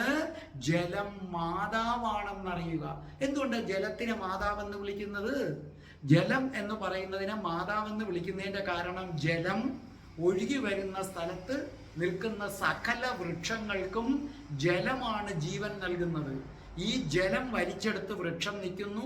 വൃക്ഷം ശ്വസിക്കുന്നത് കൊണ്ട് ജീവജാലങ്ങൾ നിൽക്കുന്നു. വൃക്ഷമില്ലെങ്കിൽ മനുഷ്യനുമില്ല. അപ്പോൾ ഈ പ്രപഞ്ചത്തെ മുഴുവൻ നിലനിർത്തുന്നത് ജലമാണ്. നമുക്ക് ജീവൻ തരുന്നത് ആരോ അവരാണ് അമ്മ, അല്ലെ? നിങ്ങളെ 10 മാസം ചുമന്ന് പ്രസവിക്കുന്ന ആളാണ് അമ്മ. അതുപോലെ നമ്മുടെ ജീവൻ നിലനിർത്തി ജീവൻ നൽകുന്നത് നദിയാണ്, ജലമാണ്. കാട്ടിലെ മൃഗങ്ങൾക്ക് ആരാ വെള്ളം കൊടുക്കുന്നത്? ഈ നദി. നദിയിലിറങ്ങി നിങ്ങൾ കുളിച്ചു കഴിയുമ്പോൾ കണ്ടിട്ടില്ലേ, നിങ്ങളുടെ അഴുക്ക് പോകും, പക്ഷെ നദി അഴുക്കാകുന്നില്ല. നദി അപ്പോഴും ആരാണ്? പരമവിശുദ്ധമാണ്. കാരണം നദി ഭഗവാന്റെ നാവാണ്. അങ്ങനെ എന്തു ചെയ്യുന്നു? ഈ പ്രപഞ്ചത്തെ ലൈഫ് സൈക്കിള് നിലനിർത്തുന്നത് ആരാണെന്നാ പറയുന്നത്? നദികളാണ്. അത്ര പ്രാധാന്യമാണ്. നിങ്ങൾ ബ്രാഹ്മണ ഗ്രഹത്തിൽ ചെന്നേ, പ്രത്യേകിച്ചും തമിഴ് ബ്രാഹ്മണരുടെ വീട്ടിൽ നിങ്ങൾ ചെന്നേ, നിങ്ങൾ അതിഥിയായി വന്നാൽ ആദ്യം അവർ തരുന്നത് 1 ഗ്ലാസ് വെള്ളമാണ്. ആ വെള്ളം കുടിച്ചു കഴിയുമ്പോൾ അതിഥി പുറത്തുനിന്ന് നടന്ന് ക്ഷീണിച്ച് അല്ലെങ്കിൽ പല പല ചിന്തകളിൽ വരുന്നതാണ്. ആ അതിഥിയുടെ ശരീരമൊക്കെ ഒന്ന് തണുക്കും. അതിനുശേഷം കാലാവസ്ഥയ്ക്കനുസരിച്ച് കോഫിയോ സംഭാരമോ ഏതാണെന്ന് വെച്ചാൽ കൊടുക്കും. അതുപോലെ തന്നെ ഇന്ന് സൈക്കോളജിസ്റ്റുകൾ വരെ പറയുന്നൊരു കാര്യമുണ്ട്. നിങ്ങൾ ഇൻ്റർവ്യൂവിന് പോകുമ്പോൾ, ഞാൻ എൻ്റെ സ്പോക്കൺ ഇംഗ്ലീഷ് സ്റ്റുഡൻസിനോട് പറയുന്നതാണ്, നിങ്ങൾ ഇൻ്റർവ്യൂവിന് പോകുമ്പോൾ ഇൻ്റർവ്യൂ സ്ഥലത്ത് ചെന്ന് ഇൻ്റർവ്യൂ തുടങ്ങുന്നതിന് മുമ്പ് കുറച്ച് വെള്ളം കുടിക്കണം. കാരണം നിങ്ങളുടെ മനസ്സിലെ ടെൻഷനുകൾ അടങ്ങാൻ സഹായിക്കും. അതുപോലെ വല്ലാണ്ട് കോപം വരുമ്പോഴും നമ്മൾ കുറച്ച് ജലം കുടിക്കുന്നത് നല്ലതാണ്. നോക്കൂ, പിന്നെ റൂത്ത് എന്താ പറയുന്നത്? റൂത്ത് പറയുന്നത് ദൈവത്തിന് വെള്ളത്തിന്റെ നിറമാണെന്നാണ് റൂത്ത് പറയുന്നത്. ദൈവത്തിന് വെള്ളത്തിന്റെ നിറമാണെന്നാണ് റൂത്ത് പറയുന്നത്. അപ്പൊ എന്താ ദൈവത്തിന് വെള്ളത്തിന്റെ നിറമാണെന്ന് റൂത്ത് പറയുന്നത്? അതിൻ്റെ അർത്ഥം ദൈവം കറുത്തതല്ല, ദൈവം വെളുത്തതല്ല, ദൈവം ഒരു വംശത്തിൻ്റെതുമല്ല, എല്ലാത്തിൻ്റെതുമാണ്. വെള്ളത്തിന് നിറമില്ല, ആകൃതിയില്ല. അത് ചതുരപാത്രത്തിലിരുന്നാൽ ചതുരം, വട്ടപാത്രത്തിലിരുന്നാൽ വട്ടം, ഗോളപാത്രത്തിലിരുന്നാൽ ഗോളം. അതുപോലെ നിങ്ങൾ ദൈവത്തെ യേശുവായി കണ്ടാൽ യേശു, കൃഷ്ണനായി കണ്ടാൽ കൃഷ്ണൻ, അള്ളാഹുവായി കണ്ടാൽ അള്ളാഹു. അതിനങ്ങനെ ഷെയ്പ്പില്ല, രൂപമില്ല, ഒന്നുമില്ല. അതാണ് ജലത്തിന് വെള്ളത്തിന്റെ നിറമാണെന്ന് റൂത്ത് പറയുന്നത്. ഇത് ഹിന്ദു മതത്തിൽ മാത്രമല്ല, എല്ലാ മതത്തിലും പറയുന്നു. യോഹന്നാന്റെ സുവിശേഷത്തിൽ എടുത്തു പറയുന്നുണ്ട്, ശുദ്ധീകരിക്കുന്നതിനും രോഗശാന്തിക്കും ജീവൻ നിലനിർത്തുന്നതിനും ജലം വേണമെന്ന് പറയുന്നു. കണ്ടോ, ക്രിസ്തു മതത്തിലും അത് പറയുന്നുണ്ട്. യോഹന്നാന്റെ സുവിശേഷത്തിൽ അത് പറയുന്നു, രോഗശാന്തിക്കും ജലം വേണമെന്ന് പറയുന്നു. ഹിന്ദുവിനെ സംബന്ധിച്ചിടത്തോളം ഏറ്റവും പരിശുദ്ധമായ നദി ഏതെന്ന് ചോദിച്ചാൽ ഗംഗ. പിന്നെ ഹിന്ദുക്കൾക്ക് നദിയുടെ ദേവതയാണ് ആരെന്ന് പറയുന്നത്? നദിയുടെ ദേവതയാണ് ഗംഗ, യമുന, സരസ്വതി എന്ന് പറയുന്നത് ആരാണ്? നദിയുടെ ദേവതകളാണ്. അതേ കണക്ക് തന്നെ ഭഗവാന്റെ വാക്കുകളാണ് നമ്മൾ ഈ പ്രപഞ്ചത്തിൽ കാണുന്ന പക്ഷിക്കൂട്ടങ്ങൾ എന്നറിയുക. നമ്മൾ നിരവധി പക്ഷികളെ കാണുന്നു. മയിലുണ്ട്, കാക്കയുണ്ട്, കുയിലുണ്ട്, മനസ്സിലായില്ലേ? ഒരുപാട് പക്ഷികൾ, താറാവുണ്ട്, കോഴിയുണ്ട്, അരയന്നമുണ്ട്. അതായത് കാണാൻ ചന്തമുള്ളത് തൊട്ട് കാണാൻ ചന്തമില്ലാത്തതായ വരെയുള്ള പക്ഷികളുണ്ട്. ഈ പക്ഷികൾ എന്ന് പറയുന്നത് ശരിക്കും ഭഗവാന്റെ വചനമീശ ശകുന്ത പങ്ക്തി, ഭഗവാന്റെ വാക്കുകളാണ് ഏതെന്ന് പറയുന്നത്? പക്ഷികൾ എന്ന് പറയുന്നത്. അതുകൊണ്ടല്ലേ നിങ്ങൾ കണ്ടിട്ടില്ലേ, ഏറ്റവും ആദ്യം ഉറങ്ങുന്നതാരാണ്? പക്ഷികൾ. ഏറ്റവും ആദ്യം ഉണരുന്നതാരാണ്? പക്ഷികൾ. അവരെ കണ്ടുപിടിക്കണം.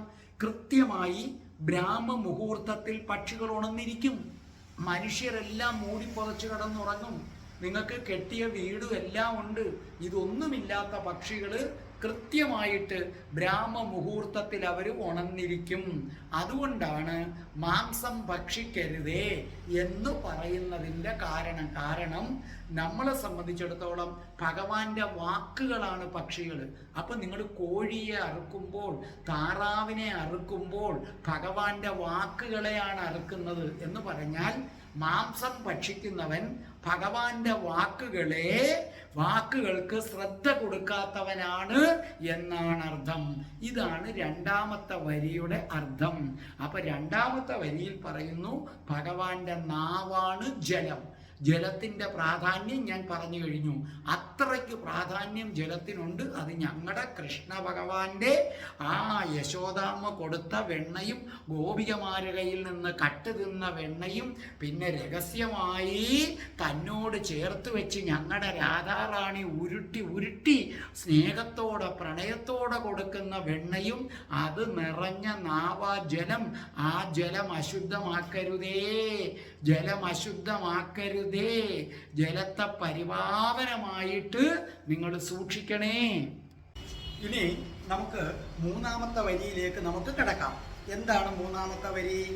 സിദ്ധാദയ സ്വരഗണ മുഖരന്ധ്രമഗ്നിർ. സിദ്ധാദയ, സിദ്ധന്മാർ തുടങ്ങിയവർ എന്ന് പറഞ്ഞാൽ, സിദ്ധാദയ എന്ന് പറഞ്ഞാൽ സിദ്ധന്മാര്, യക്ഷൻ, കിന്നരൻ. അതായത് സിദ്ധൻ, നമ്മൾ എക്സെട്ര പറയുന്നവർക്ക് സിദ്ധന്മാര്, പിന്നെ യക്ഷന്മാര്, കിന്നരന്മാര്. സ്വരഗണ, സ്വരങ്ങളുടെ കൂട്ടം. സ്വരഗണ. മുഖരന്ധ്രം എന്ന് പറഞ്ഞാൽ വായു. അഗ്നിർ, അഗ്നി എന്ന് പറഞ്ഞാൽ തീ, നമ്മുടെ അഗ്നിർ. അപ്പൊ ഇവിടെ പറയുന്നു ഭഗവാൻ ആലപിക്കുന്ന സ്വരങ്ങളെല്ലാം സിദ്ധന്മാരും യക്ഷന്മാരും കിന്നരന്മാരുമാണ്. അതുകൂടാതെ ഭഗവാന്റെ വാ എന്ന് പറയുന്നത് അഗ്നിയാണെന്നും പറയുന്നു. അപ്പൊ രണ്ട് കാര്യമാണ്. ഒന്ന്, ഭഗവാന്റെ സ്വരഗണങ്ങൾ എന്ന് പറയുന്നത് 3 പേരാണ്: സിദ്ധന്മാര്, യക്ഷന്മാര്, കിന്നരന്മാര്. അപ്പോൾ നമുക്കൊരു സ്വരമുണ്ട് ഇല്ലേ? ഞാൻ പറയുന്ന സ്വരം നിങ്ങൾ കേൾക്കുന്നുണ്ട്. അപ്പം നമുക്കൊരു സ്വരമുണ്ട്. അപ്പം നിങ്ങളോടൊന്ന് ശ്രദ്ധിച്ചു കേൾക്കുക. അതായത് ഭഗവാന്റെ സ്വരം എന്ന് പറയുന്നത് 1 സിദ്ധൻ, 2 യക്ഷൻ, 3 കിന്നരൻ. നമുക്ക് ഓരോന്നും എന്താണെന്ന് നോക്കാം. ആദ്യമായിട്ട് സിദ്ധന്മാര്. ഈ സിദ്ധന്മാരെന്ന് പറയുന്നത് ആരാണെന്ന് നോക്കാം. സിദ്ധൻ എന്ന പദം ആദ്യം ഉപയോഗിച്ചത് മൈത്രേയ ഉപനിഷത്തിലാണ്. അത് എഴുതിയ അദ്ദേഹം താൻ സിദ്ധനാണെന്ന് പ്രഖ്യാപിക്കുന്നു. ശരിക്കും പറഞ്ഞാൽ ആത്മീയമായി വളരെ ഉയർച്ച പ്രാപിച്ച ആളാണ് സിദ്ധന്മാരെന്ന് പറയുന്നത്. ഇവര് ജനന മരണ ചക്രങ്ങളിൽ നിന്ന് മോചനം നേടിയവരാണ്. ഇവർക്ക് നമുക്ക് കണ്ണുകൊണ്ട് കാണാൻ പറ്റാത്ത പല കാര്യങ്ങളും ഈ സിദ്ധന്മാർക്ക് കാണാൻ സാധിക്കുന്നതാണ്. ഇവര് ആത്മീയമായി വളരെ ഉയർച്ച പ്രാപിച്ചതാണെന്ന് ഞാൻ പറഞ്ഞു. ഇവർക്ക് സൂപ്പർ നാച്ചുറൽ പവേഴ്സ് ഉണ്ട്, അതീന്ദ്രിയമായ ശക്തിയുണ്ട്. ഈ സിദ്ധന്മാർ അന്തരീക്ഷത്തിലൂടെ നടക്കും, ജലത്തിൻ്റെ മുകളിലൂടെ, ജലത്തിൽ പാദം സ്പർശിക്കാതെ ജലത്തിൻ്റെ മുകളിലൂടെ നടക്കും. ഒരു വസ്തു അന്തരീക്ഷത്തിലേക്ക് ഇട്ടാൽ അത് താഴെ വീഴാതെ തങ്ങളുടെ കാന്തിക ശക്തി ഉപയോഗിച്ച് അവിടെ തന്നെ നിർത്താനായിട്ട് സാധിക്കും. അങ്ങനെ ശരിക്കും പറഞ്ഞാൽ സിദ്ധികളുടെ ഉറവിടമാണ് ആരെന്ന് പറയുന്നത്? സിദ്ധന്മാരെന്ന് പറയുന്നത്. ഇപ്പം നമുക്ക് നമ്മൾ പറയും കാലൻ വരുന്നു, ഇതൊക്കെ ഇവർക്ക് കാണാൻ പറ്റും. നമ്മുടെ കണ്ണുകൊണ്ട് കാണാൻ പറ്റാത്തത് പലരും ഇവർക്ക് കാണാനായി പറ്റും. പിന്നെ അത് ഭഗവാന്റെ സ്വരഗണങ്ങൾ ഒന്നാണ്. ഇനി ഭഗവാന്റെ അടുത്ത സ്വരഗണം യക്ഷന്മാരാണ്. യക്ഷന്മാരെന്ന് പറഞ്ഞാൽ അത് ആത്മാക്കളുടെ ഒരു വലിയ ലോകമാണ് ഈ യക്ഷന്മാരെന്ന് പറയുന്നത്. ഇവരുടെ പത്നിമാരാണ് യക്ഷികൾ, ഇവരുടെ കൗണ്ടർ പാർട്ട് എന്ന് നമ്മൾ പറയും. യക്ഷന്മാരും അത് സ്ത്രീകളാകുമ്പോൾ ആരായി മാറി? യക്ഷികളും. ഇനി യക്ഷന്റെ ഭാര്യ എന്ന് പറയാൻ പറ്റുമോ എനിക്കറിയില്ല. യക്ഷൻ പുരുഷവർഗവും യക്ഷി എന്ന് പറയുന്നത് സ്ത്രീവർഗവും. ഭാര്യ എന്ന് തീർത്ത് പറയാമോ എന്ന് എനിക്കറിയില്ല. അപ്പം നിങ്ങൾക്ക് യക്ഷികൾ എന്താണെന്ന് മനസ്സിലായി. അപ്പം യക്ഷൻ എന്താണെന്ന് നിങ്ങൾക്ക് മനസ്സിലായല്ലോ. ഇവർ ശരിക്കും ഭൂമിയിലും മരത്തിലും ഒളിഞ്ഞിരിക്കുന്ന നിധിയുടെ സംരക്ഷകരാണ്. ഭൂമിയിൽ, മരത്തിൽ, കാടുകളിൽ, പർവ്വതങ്ങളിൽ ഇവിടെയൊക്കെ ഒളിഞ്ഞിരിക്കുന്ന നിധിയുടെ സംരക്ഷകരാണ് യക്ഷന്മാർ. ഇവർ രാക്ഷസന്മാരെ പോലെ കാടുകളിൽ വേട്ടയാടും, യാത്രക്കാരെ വഴിതെറ്റിക്കും, അവരെ വിഴുങ്ങുകയും ചെയ്യും. അതേ കണക്ക് യക്ഷികളും നമ്മൾ ചോര കുടിക്കുന്നതൊക്കെ നമ്മൾ കേട്ടിട്ടുണ്ട്. ഇവർ ചില സമയത്ത് ഭയങ്കര ദയാലുക്കളാണ്, ചിലപ്പോൾ ഭയങ്കര ദുഷ്ടതരമാണ്. ഇപ്പം യക്ഷിണി മന്ത്രം വരെ ഉണ്ട്. ഈ യക്ഷികളെ പ്രീതിപ്പെടുത്തിയാൽ അവർ നമുക്ക് വേണ്ടി എന്തും ചെയ്യും, തിരിച്ചായാൽ എല്ലാം തീർന്നു. ഈ ബുദ്ധമതത്തിൽ യക്ഷന്മാര് വടക്കൻ ദിക്കിൻ്റെ കാവൽക്കാരായ വൈശ്രവണന്റെ പരിചാരകരാണെന്ന് പറയുന്നുണ്ട്. ഈ യക്ഷനും യുധിഷ്ഠിരനും തമ്മിൽ ഒരു സംവാദമുണ്ട്. അപ്പോൾ അതായത് ഇപ്പം അത് നമ്മുടെ പുരാണത്തിൽ പറഞ്ഞിട്ടുള്ളൊരു കാര്യമാണ്. നകുല സഹദേവന്മാർ ജലമെടുക്കാൻ വേണ്ടി പോവുകയാണ്. അപ്പോൾ നല്ല തെളിഞ്ഞ തടാകം, അവിടെ ഒരു കൊക്കു മാത്രമേ ഉള്ളൂ, വേറൊന്നുമില്ല. ഇവർ വെള്ളമെടുക്കാൻ പോയപ്പോൾ ഈ കൊക്കു പറഞ്ഞു, നോക്കൂ, ഞാൻ ചോദിക്കുന്ന ചോദ്യത്തിന് കൃത്യമായ ഉത്തരം പറയണം, അതല്ലാതെ വെള്ളം കുടിച്ചാൽ ഈ വെള്ളം ആ നിമിഷം വിഷമായി മാറും. അപ്പം നകുല സഹദേവന്മാർ അത് ശ്രദ്ധിക്കുന്നില്ല. അവർ വെള്ളം കുടിച്ചു, മരിച്ചു വീണു. കുറച്ചു കഴിഞ്ഞ് അടുത്ത ഭീമസേനൻ പോയി വെള്ളം കുടിച്ചു, മരിച്ചു വീണു. ഇങ്ങനെ എല്ലാവരും മരിച്ചപ്പോൾ യുധിഷ്ഠിരൻ വന്നു. യുധിഷ്ഠിരനോടും പറഞ്ഞു, ഞാൻ ചോദ്യം ചോദിക്കാം, അതിന് കൃത്യമായ ഉത്തരം പറയുകയാണെങ്കിൽ നിങ്ങൾക്ക് ജലവും കുടിക്കാം, നിങ്ങളുടെ മരിച്ച സഹോദരന്മാരെ ജീവിപ്പിക്കുകയും ചെയ്യാം. അങ്ങനെ നിരവധി ചോദ്യങ്ങൾ ചോദിച്ചു. അതിൽ ഈ പ്രധാനപ്പെട്ട കാര്യങ്ങൾ ഞാൻ പറഞ്ഞു തരാം. അവിടെ ചോദിച്ച ഒരു ചോദ്യം, ഭൂമിയേക്കാൾ ഭാരമുള്ളത് എന്താണ്? ഈ ലോകത്ത് ഭൂമിയേക്കാൾ ഭാരമുള്ളത് എന്താണ്? അപ്പൊ യുധിഷ്ഠിരൻ പറഞ്ഞു, അമ്മ. അമ്മയ്ക്കാണ് ഈ പ്രപഞ്ചത്തിൽ എന്തിനേക്കാട്ടിയും ഭാരമുള്ളത്. അമ്മയുടെ ഭാരത്തിൻ്റെ മുന്നിൽ ഭൂമിയുടെ ഭാരം ഒന്നുമല്ല എന്നതാണ് അതിൻ്റെ സത്യം. അപ്പൊ ചോദിച്ചു, ആകാശത്തേക്കാൾ ഉയർന്നതാര്? ആകാശത്തേക്കാൾ ഉയർന്നതാര്? ആർക്കെങ്കിലും പറയാമോ ആരാണെന്ന്? പറയാമോ? അച്ഛൻ. അപ്പൊ യുധിഷ്ഠിരൻ ഉത്തരം കൊടുത്തു. യക്ഷൻ ചോദിക്കുന്നു, ഈ കൊക്ക് യക്ഷനാണ്. യക്ഷൻ ചോദിക്കുന്നു, ഇദ്ദേഹം ഉടനെ ഉത്തരം കൊടുത്തു, അച്ഛനാണ്. അതുകൊണ്ട് അച്ഛനെയൊക്കെ ബഹുമാനിക്കണം, മനസ്സിലായ? ആകാശത്തേക്കാൾ ഉയർന്നതാണ് നിങ്ങളുടെ പിതാവെന്ന് പറയുന്നത്. പുല്ലിനേക്കാൾ എണ്ണത്തിൽ കൂടുതലുള്ളത് ആരാണ്?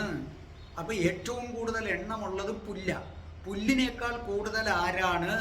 അപ്പോൾ പറഞ്ഞു, ചിന്ത. കാറ്റിനേക്കാൾ വേഗത്തിൽ ഓടുന്നത് ആരാണ്? ആർക്കെങ്കിലും പറയാമോ? കാറ്റിനേക്കാൾ വേഗത്തിൽ ഓടുന്നത് ആരാണ്? അപ്പൊ യുധിഷ്ഠിരൻ ഉത്തരം പറഞ്ഞു, മനസ്സ്. മനസ്സാണ് കാറ്റ്. നിങ്ങൾക്ക് ഇവിടെ ഇരുന്നുകൊണ്ട് നിങ്ങൾക്ക് അങ്ങ് അമേരിക്കയിലെത്താം സെക്കൻഡുകൾ കൊണ്ട്. ഏത് ഉറക്കമാണ് കണ്ണടയ്ക്കാതെയുള്ള ഉറക്കം? അപ്പോൾ യുധിഷ്ഠിരൻ പറഞ്ഞു, മത്സ്യത്തിൻ്റെ. മത്സ്യം അങ്ങനെയാണ്. അടുത്തത്, ജനനത്തിന് ശേഷം ചലിക്കത്തില്ല, അതാരാണ്? അത് നിങ്ങൾക്ക് പറയാമോ? ജനിച്ചു കഴിഞ്ഞാൽ പിന്നെ ചലിക്കത്തില്ല, നിങ്ങൾക്ക് നല്ല അറിയാവുന്ന സാധനമാണ്. ജനിച്ചു കഴിഞ്ഞാൽ പിന്നെ അവൻ ചലിക്കത്തതേയില്ല, അതാരാണെന്ന് ആർക്ക് പറയാം? ഒരു മിനിറ്റ് ഒന്ന് ചിന്തിച്ചേ, ഒരു സെക്കൻഡ് ഒന്ന് ചിന്തിച്ചേ, പറയാം. ജനിച്ചു കഴിഞ്ഞാൽ പിന്നെ ചലിക്കത്തില്ല, ആരാ? ഒരു സെക്കൻഡ്, സമയം തീർന്ന്. മുട്ട. അപ്പൊ യുധിഷ്ഠിര ഉത്തരം പറഞ്ഞു, ജനിച്ചു വീണാൽ ചലിക്കാത്തതാരാണ്? മുട്ട. അപ്പോൾ അടുത്ത ചോദ്യം, എന്താണ് ദുഷ്ടത? ദുഷ്ടത എന്ന് പറഞ്ഞാൽ എന്താണ്? അപ്പൊ യുധിഷ്ഠിരന്റെ മറുപടി, മറ്റുള്ളവരെ കുറിച്ച് മോശമായി സംസാരിക്കുന്നതാണ് ദുഷ്ടത. അത് ആലോചിക്കണേ. അങ്ങനെയാണെങ്കിൽ ഈ ചാനൽ കേൾക്കുന്ന എത്ര പേര് ദുഷ്ടന്മാരാണ്, ദുഷ്ടകളാണെന്ന് സ്വയം തീരുമാനിക്കാം. നിങ്ങൾ മറ്റുള്ളവരെ കുറിച്ച് മോശമായി പറയുന്നു എങ്കിൽ നിങ്ങളുടെ പേര് പുരുഷനാണെങ്കിൽ ദുഷ്ടൻ, സ്ത്രീകളാണെങ്കിൽ ദുഷ്ട എന്നാണ്. ഇനി ഒരു വലിയ ചോദ്യം ചോദിക്കുന്നുണ്ട്, എന്താണ് പ്രപഞ്ചത്തിലെ ഏറ്റവും വലിയ അത്ഭുതം? എന്താണ്? ആർക്ക് പറയാം? പ്രപഞ്ചത്തിലെ ഏറ്റവും വലിയ അത്ഭുതം. അപ്പോൾ യുധിഷ്ഠിരൻ പറയുന്ന മറുപടി, മരണം സുനിശ്ചിതമാണെന്നറിഞ്ഞിട്ടും അതിനെക്കുറിച്ച് ചിന്തിക്കാത്തതും അതിനു വേണ്ടുന്ന തയ്യാറെടുപ്പുകൾ നടത്താത്തതുമാണ് പ്രപഞ്ചത്തിലെ ഏറ്റവും വലിയ അത്ഭുതം. എനിക്കും നിങ്ങൾക്കും ഒക്കെ മരിക്കുമെന്നറിയാം, പക്ഷേ ഈ വീഡിയോ കേൾക്കുമ്പോൾ മരിക്കുമെന്ന് ചിന്തിക്കും. പിന്നെ നിങ്ങളങ്ങ് ഓരോ കാര്യങ്ങളാണ്. ആ മരിക്കുമെന്ന് ഉറപ്പുള്ള കാര്യത്തിന് വേണ്ടി മനുഷ്യൻ ഒന്നും ചെയ്യുന്നില്ല. ആകെ അവൻ ചെയ്യുന്നത് എന്താണ്? മരിക്കുമെന്ന് ഉറപ്പുള്ള കാര്യത്തിന് അവൻ ആകെ ചെയ്യുന്നത് അമ്പലത്തിൽ പോകും, പ്രാർത്ഥിക്കും, നാമം ചൊല്ലും. ഇത്രയുമാണ് ഒരു മനുഷ്യൻ ചെയ്യുന്നത്. ഇതിനപ്പുറത്തേക്ക് അവൻ ഒന്നിനും പോകത്തില്ല. ഇതാണ് പ്രപഞ്ചത്തിലെ ഏറ്റവും വലിയ അത്ഭുതമെന്ന് പറഞ്ഞു.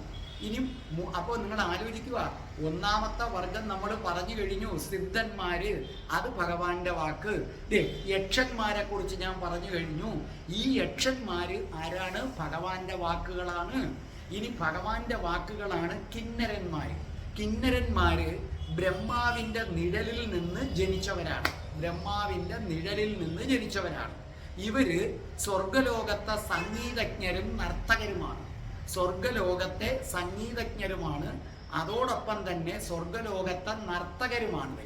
ഇവര് പകുതി മനുഷ്യനും പകുതി മൃഗവും. ചില കിന്നരന്മാര് പകുതി മനുഷ്യനും പകുതി പക്ഷികളുമാണ്. ഇവരുടെ വസ്ത്രം പൂക്കൾ കൊണ്ടുള്ള വസ്ത്രമാണ് ധരിച്ചിരിക്കുന്നത്. ഇവർ ശരിക്കും കുബേരന്റെ പരിചാരകരാണ്. കുബേരന്റെ പരിചാരകര്. ഇവർക്ക് ഓടക്കുഴൽ വായിക്കാൻ അറിയാം, വീണ വായിക്കാൻ അറിയാം, ഡ്രം വായിക്കാൻ അറിയാം. അപ്പൊ ചുരുക്കി പറഞ്ഞാൽ നല്ല ദേവലോകത്തെ നർത്തകരും സംഗീതജ്ഞരുമാണ്. സ്വർഗലോകത്തെ നർത്തകരും സംഗീതജ്ഞരുമാണ് കിന്നര്. അപ്പൊ നിങ്ങൾ പറഞ്ഞു, അപ്പൊ ഇവിടെ എന്താ പറഞ്ഞ? ഭഗവാന്റെ നാവിൽ നിന്ന് ഉതിരുന്ന വാക്കുകൾ എന്ന് പറയുന്നത് സിദ്ധന്മാരും യക്ഷന്മാരും കിന്നരന്മാരുമാണ്.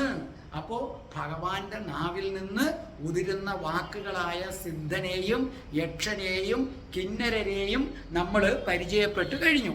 ഇനി നമുക്ക് ഭഗവാന്റെ വായെക്കുറിച്ചാണ്. ഭഗവാന്റെ വായെന്ന് പറഞ്ഞാൽ അഗ്നിയാണ്. അഗ്നി ഭഗവാൻ. അതില്ലേ നമ്മളിങ്ങനെ വായിങ്ങനെ ഊതുമ്പോൾ തീ വരുന്നതൊക്കെ നമ്മൾ ചില സീരിയലിൽ കണ്ടിട്ടില്ലേ? ഭഗവാൻ ശ്രീകൃഷ്ണന്റെ വായിൽ നിന്നാണ് അഗ്നി ഉണ്ടായത് എന്ന് മാത്രവുമല്ല, ഈ അഗ്നിയാണ് ദേവന്മാരുടെ മുഖം.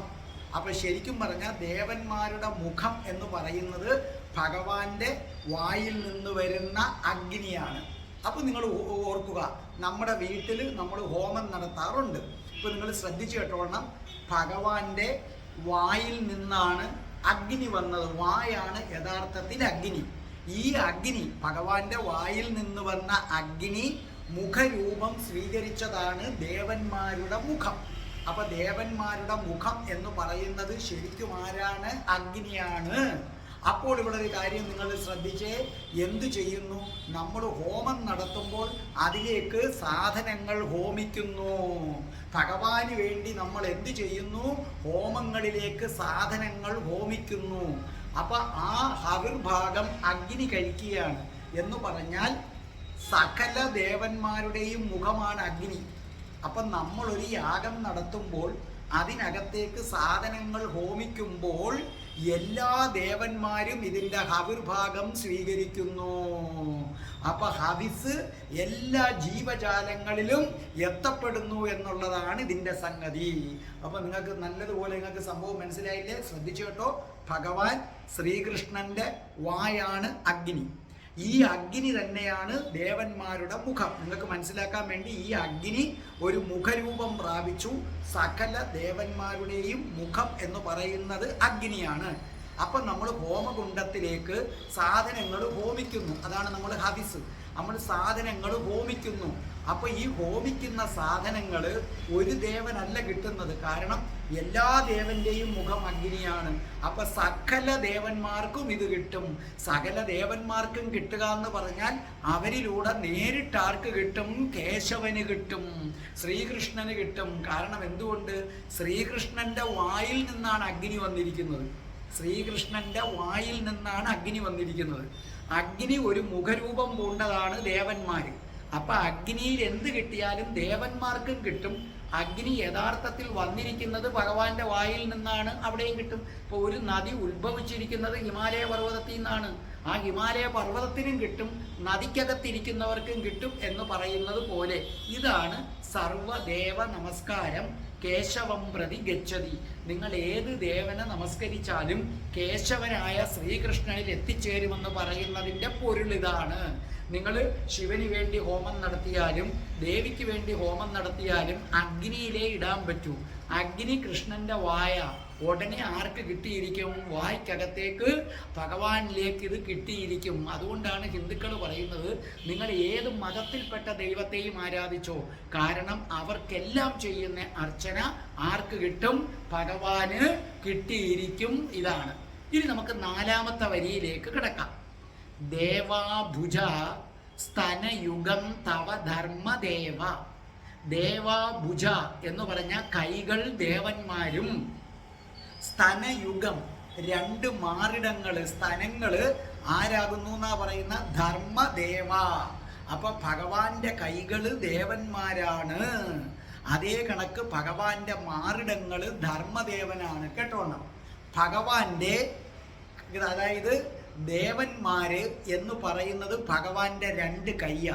അപ്പൊ ഈ ഭഗവാന്റെ 2 കൈയാണ് ദേവന്മാരായി രൂപപ്പെട്ടിരിക്കുന്നത്. അതുകൊണ്ട് നമ്മൾ ദേവനെ ആരാധിക്കുന്നത്. കാരണം അത് സാധാരണ ദേവനല്ല, നമ്മുടെ ഭഗവാൻ ശ്രീകൃഷ്ണന്റെ കൈകളാണ്. അത് ഇന്ദ്രദേവനായാലും ശരി, ഏത് ദേവനും ഭഗവാന്റെ ആരാകുന്നു?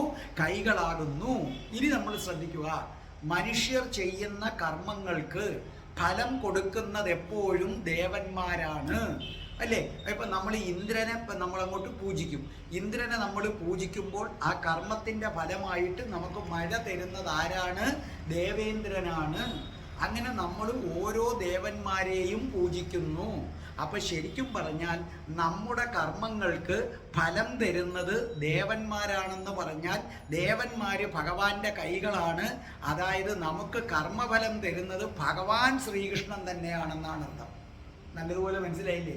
ഭഗവാൻ ശ്രീകൃഷ്ണൻ. ഇപ്പൊ ഞാൻ പറയുകയാണ്, ശ്രദ്ധിച്ചു കേട്ടോളണം. എൻ്റെ ഈ 2 കൈകളാണ് ദേവന്മാരെന്ന് ഞാൻ പറയുന്നു. എൻ്റെ ഈ 2 കൈകളാണ് ദേവന്മാരെന്ന് ഞാൻ പറയുന്നു.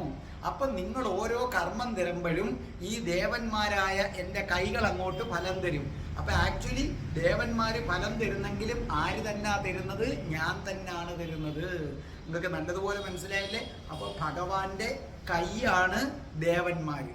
അപ്പൊ നിങ്ങളുടെ കർമ്മത്തിനനുസരിച്ച് ദേവന്മാര് ഫലം തരും എന്ന് പറഞ്ഞാൽ, ദേവന്മാര് ഫലം തരിക എന്ന് പറഞ്ഞാൽ ഭഗവാന്റെ കൈയാണ് ഫലം തരുന്നത്. അപ്പൊ നിങ്ങൾ ഏത് കർമ്മം ചെയ്താലും അതിൻ്റെ ഫലം നിങ്ങൾക്ക് തരുന്നത് ഭഗവാൻ ശ്രീകൃഷ്ണനാണ്. അതുപോലെ ഭഗവാന്റെ 2 മാറിടങ്ങളാണ് ധർമ്മദേവൻ എന്ന് പറയുന്നത്.